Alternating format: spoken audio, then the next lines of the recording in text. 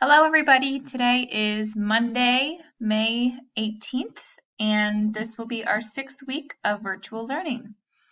All right, so just a quick review of what you will be working on this week. You're going to be finishing the book, Walk Two Moons. So you're going to read chapters 40 to, I believe, 44 of the book. I have links here for the PDF and audiobook, and then you do have some chapter questions to work through. There are only 6, so it's not many. All right, and you also need to take your vocabulary quiz this week, so 6.12. You will see this under classwork. You can also click here for the quiz. Either way is good. And then I still have our study tools in here if you feel like you need to keep studying before you take this. All right, so that you can do any day. I have a sample schedule down here if you want to help chunking these assignments. If you have any questions about anything, just feel free to reach out. Have a great week.